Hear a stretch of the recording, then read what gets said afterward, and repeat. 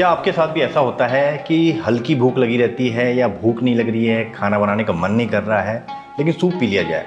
लेकिन मार्केट से जो सूप लेके आते हैं हम, वो दवाई जैसी बदबू सी आती है। भाई मेरे को तो आती है, आपको आती है पता नहीं मुझे, लेकिन मुझे तो बिल्कुल अच्छी नहीं लगते वो प्रीमिक्स।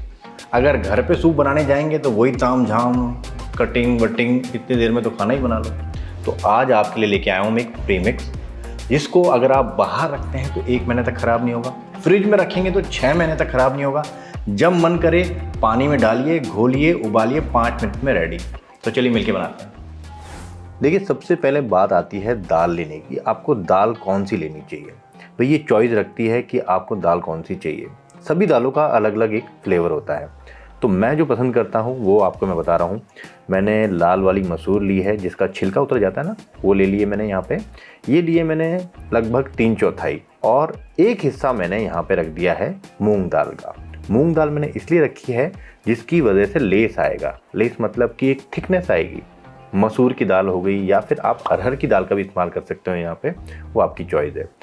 दाल के ऊपर एक पाउडर लगा रहता है, क्योंकि मैं आपको हमेशा बोलता हूँ अनपॉलिश दाल लीजिए।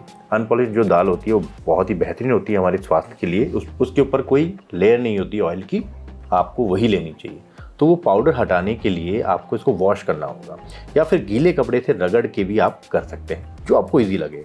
2-3 पानी धोने के बाद में मैंने इसको एक ट्रे में डाल दिया है, और इसको धूप में सुखा देंगे। धूप में लगभग आधे घंटे के अंदर ये सूख जाएगी। अगर आपके पास में ओवन है तो इसको लगभग 10 से 12 मिनट के लिए ओवन में रख दीजिए 160 डिग्री टेम्परेचर पे, उससे भी काम आसान हो जाएगा। जब तक दाल हमारी सूख रही है, यहाँ पे कुछ सब्जियां हम काट लेते हैं। मैंने 2 प्याज लिए हैं, इनको लंबा लंबा स्लाइस ले लेंगे। अदरक लगभग 2 से 3 इंच होनी चाहिए, कम नहीं होनी चाहिए। इसका भी रीज़न आपको बताऊंगा कि मैं इतनी अदरक और इतना लहसुन क्यों ले रहा हूँ। और लगभग 5 से 6 हरी मिर्च। एक बहुत ही बढ़िया स्पाइसी जो टेस्ट आता है ना, इसी से आता है, काली मिर्च और इसी से। सबसे इम्पोर्टेंट बात आती है कि ऑयल कौन सा लेना है। देखिए, आप इसमें ऑयल का इस्तेमाल भी कर सकते हैं, और चाहे तो घी का इस्तेमाल भी कर सकते हैं। मैंने यहाँ पे दोस्तों मूंगफली का तेल का इस्तेमाल किया है, लगभग 2 बड़े चम्मच। और ये फ़िल्टर ऑयल है, कोल्ड प्रेस है, बहुत ही अच्छा होता है स्वास्थ्य के लिए। हल्का सा गर्म करना है। जो दाल हमने सुखाने के लिए रखी थी वो भी सूख चुकी है, और इसको यहाँ पे टॉस करेंगे। गैस की फ्लेम थोड़ा सा कम रखना। अगर मैं कहूँ तसल्ली से इसको भूनिए तो लगभग आपको 7 से 8 मिनट लग जाएंगे इसको भूनने में, क्योंकि देखिए गैस की फ्लेम थोड़ी सी तेज़ हुई ना, ये जलने लग जाती है, और लगातार इससे भी करना पड़ता है दोस्तों। तो लगभग 8 से 10 मिनट हो चुके हैं। अब कैसे पता लगाएं कि ये हो चुकी है? आप इसको खा के ही पता लगा सकते हैं। अगर आपके दांतों पे नहीं चिपक रही है, इसका मतलब कि हो गई है, और हल्का सा कलर इसका चेंज हो जाएगा, हल्का सा। आप भी देख रहे होंगे कुछ दाने काले से पड़ गए हैं, वो मेरी गलती की वजह से थोड़ा सा मैंने छोड़ दिया था, तो वहीं पे काले पड़ गए। आप ऐसी गलती ना करें। चलिए, दाल तो हो गई है। अब उसी पैन में लगभग 3 बड़े चम्मच ऑयल का इस्तेमाल कर रहा हूँ। ऑयल को यहाँ पे गर्म कर लिया है, और जैसे ही हल्का सा धुआं उठता है ना, हल्का सा, तो 3 छोटे चम्मच जीरा, 3 छोटे चम्मच। एक अच्छा स्ट्रॉन्ग फ्लेवर आना चाहिए जीरे का। उसी के साथ में काली मिर्च। काली मिर्च का ब्राइट कलर देख रहे हैं, कितनी अच्छी वाली काली मिर्च है। ये भी 3 छोटे चम्मच मैंने डाल दी है। काली मिर्च और हरी मिर्च दोनों से ही ये स्पाइसी बनेगा। देखिए, जैसे ही खुशबू आने लग जाती है मसालों की, तो उसके बाद हम यहाँ पे 3 छोटे चम्मच हींग का इस्तेमाल करेंगे। ये कंपाउंड हींग है, इसके अंदर हल्का सा फ्लावर मिला रहता है, तो आप इतना इस्तेमाल कर सकते हैं, और एक स्ट्रॉन्ग फ्लेवर के लिए आपको डालनी ही होगी। और ये रहा ढेर सारा लहसुन। लहसुन लगभग हमने यहाँ पे 25 से 30 कलियाँ ले लिए हैं। देखिए, मैंने आपको कहा था ना कि अदरक और लहसुन की क्वांटिटी थोड़ी सी ज़्यादा ले रहे हैं, क्योंकि जैसे ही आप कोई प्रीमिक्स बनाते हैं उसके अंदर उसका फ्लेवर थोड़ा सा कम हो जाता है बाद में, क्योंकि उसको रखा रहता है ना काफ़ी दिनों तक, तो फ्लेवर थोड़ा सा डाउन होता है। इतना इम्पैक्ट नहीं पड़ता है जितना आप फ्रेश बनाते हैं। तो इस बात का ध्यान रखना है कि थोड़ी सी क्वांटिटी आप ज़्यादा ही लीजिए। लहसुन को मैंने साबुत रखा, बाहर से तो फ्राई हो जाएगा, और अंदर से हल्का सा कच्चापन इसमें रहेगा। और जैसे ही हल्का सा कलर आता है, तो जो प्याज, अदरक, हरी मिर्च हमने पहले से रखी हुई थी काट के, वो भी ऐड कर देंगे। गैस की फ्लेम को यहाँ पे थोड़ा सा मीडियम रखेंगे, और बढ़िया से फ्राई कर लेंगे। गोल्डन ब्राउन करने की कोई ज़रूरत नहीं है दोस्तों, इसको हल्का सा ही हमको फ्राई करना है। आप कह सकते हैं कि ट्रांसलूट करना है। ये देखिए, यहाँ पे प्याज, अदरक, सभी चीज़ें बढ़िया सी फ्राई हो चुकी है, कच्चापन सारा इसमें मर चुका है। अब कुछ मसाले हम इसमें ऐड करेंगे। 3 छोटे चम्मच तो वही हल्दी जाएगी इसके अंदर, बढ़िया वाली।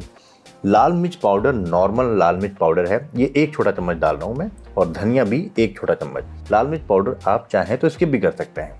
हल्का सा कलर चेंज करने के लिए, ब्राइट करने के लिए मैंने यहाँ पे लाल मिर्च पाउडर का इस्तेमाल किया है। लाल मिर्च पाउडर आप स्किप भी कर सकते हैं। देखिए सूखे मसाले हैं, बहुत जल्दी पक जाते हैं, तो यहाँ पे सूखे मसाले भी पक चुके हैं। अब ये जो हमने फ्राई किया है मसाला, इसको दूसरे बर्तन में खाली कर देते हैं और ठंडा कर लेंगे। अब आती है सबसे इम्पॉर्टेंट बात, पिसाई। अब आप बोलेंगे पिसाई में क्या बात है भाई, पिसाई अगर सही नहीं हुई ना आपकी तो ये सूप सही बनेगा ही नहीं। तो सबसे पहले आपको क्या करना है, दाल को पीसना है। मसाले के साथ मिक्स करके मत पीसना, पहले दाल को अच्छी तरह से पीस लेना। जब वो बिल्कुल पाउडर हो जाएगी उसके बाद में मसाले को पीसेंगे। तो यहाँ पे एक छोटे जार में, जो मसाला पीसने वाला जार होता है ना, उसके अंदर पीसेंगे ना तो बहुत अच्छा पीसेगा ये देखिए। और इसको 1-2 बार ऊपर नीचे कीजिए, इस तरह से ऊपर नीचे करेंगे तो क्या दाल नीचे की तरफ से चिपक जाती है। दोबारा इस तरह से फ्राई करेंगे तो बिल्कुल पाउडर निकलेगी। ये देखिए सेकंड टाइम में कैसे पाउडर निकली, जैसे हमने कोई आटा पीस दिया हो। बिल्कुल परफेक्ट, हमको ऐसा ही चाहिए, तभी तो सूप बनेगा। अगर हाथों से हल्का सा आप इस तरह से दबाएंगे तो आपको हल्का तो दाना महसूस होगा, ऐसा नहीं है कि दाना महसूस होगा नहीं, लेकिन ये जो दाना है ना बहुत ही बारीक है, ये पानी में जाते ही घुल जाएगा। जो मसाला हमने यहाँ पे पहले से फ्राई करके रखा था उसको पीसेंगे। इसमें थोड़ी सी दाल आप ऐड कर सकते हैं, पीसने के लिए आसानी हो जाती है।